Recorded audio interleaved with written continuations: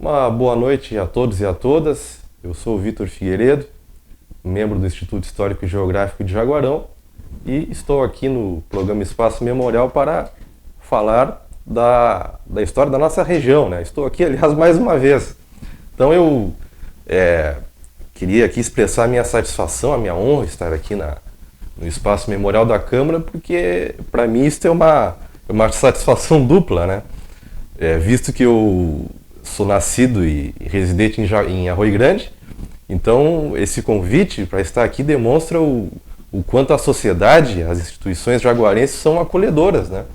São hospitaleiras, tanto com os seus conterrâneos como com aqueles que vêm de fora aqui para trabalhar, para estudar, aqui como é o meu caso, né? Então eu já cumprimento a Câmara por essa iniciativa do Espaço Memorial.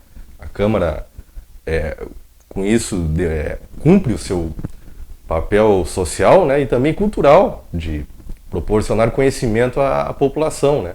E aproveito para cumprimentar também todos os colegas do Instituto Histórico que participaram aqui do Espaço Memorial, né? Essa participação deles agregou muito conhecimento, certamente para a população, mas também para mim. Então, com isso, eu tenho cada vez mais certeza daquilo que eu entendi desde o primeiro dia em que eu pisei no Instituto Histórico, que o Instituto é um templo do conhecimento em Jaguarão.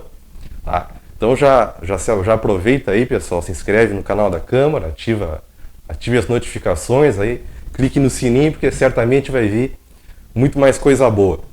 Bom, na minha participação anterior eu falei da política do Rio Grande do Sul no século XIX. De certo modo eu queria concluir a minha primeira participação retomando alguns aspectos daquela minha fala e incluindo outros, né? Mas eu não quero só falar do passado, eu quero também fazer uma abordagem aqui que esteja também ancorada no presente, né?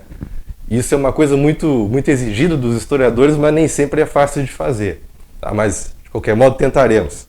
Então na minha fala anterior eu tentava explicar como que funcionou o sistema político, né?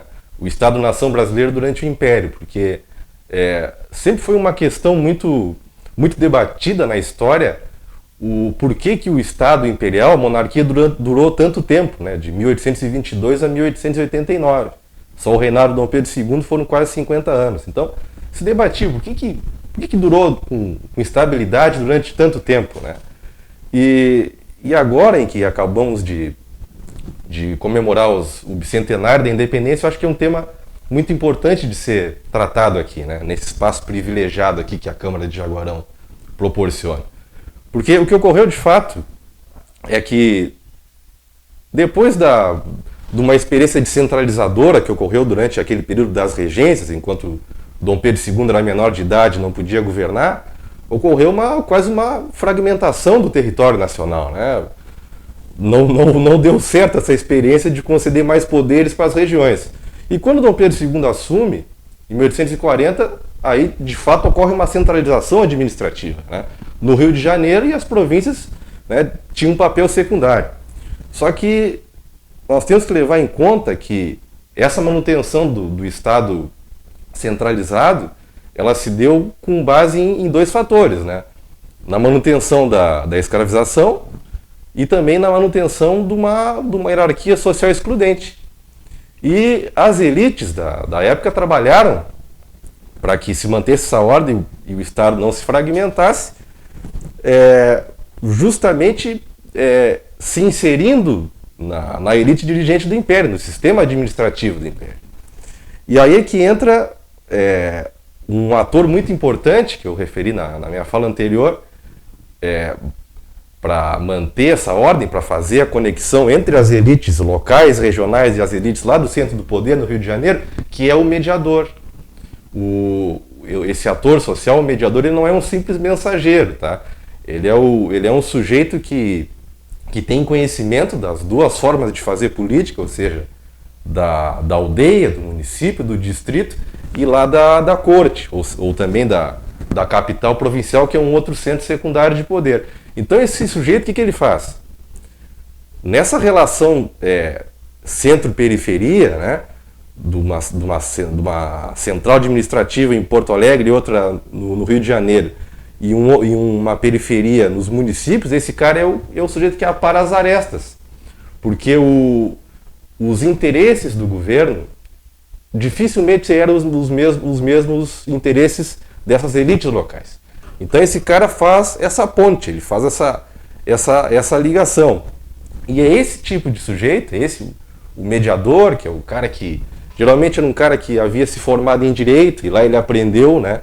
Ele já dominava as formas de fazer política da aldeia, do município, e quando ele estudou direito em São Paulo, que era junto com Olinda, eram os dois únicos locais que existiam faculdades de direito, ele aprendeu as formas de agir lá da corte. Então ele podia tranquilamente se sentar com um fazendeiro, né, do município dele, conversar, negociar, e também às vezes até com o imperador. Ah, gente, então é por isso que esse cara é um sujeito privilegiado, e é ele que de fato, se somando à elite dirigente, ele garantiu essa estabilidade da monarquia durante tanto tempo. E na minha fala eu falava, depois de definir o que é esse mediador, né, eu falava de um sujeito chamado Menandro Rodrigues Fontes. Ele era um jaguarense, né, foi um político da segunda metade do século XIX e ele foi eleito deputado provincial em 1873. E examinando a atuação dele na Assembleia Provincial, que equivale hoje à Assembleia Legislativa Estadual, eu encontrei uma coisa muito interessante. Como mediador, como o cara que tentava trazer recursos, né, tentava mediar os interesses, olha, a elite local precisa de uma ponte aqui em Jaguarão ou em Arroio Grande, precisa da construção de uma escola, mas o governo lá não está a fim de fazer. Então ele tentava negociar, tentava conjugar esses dois interesses divergentes.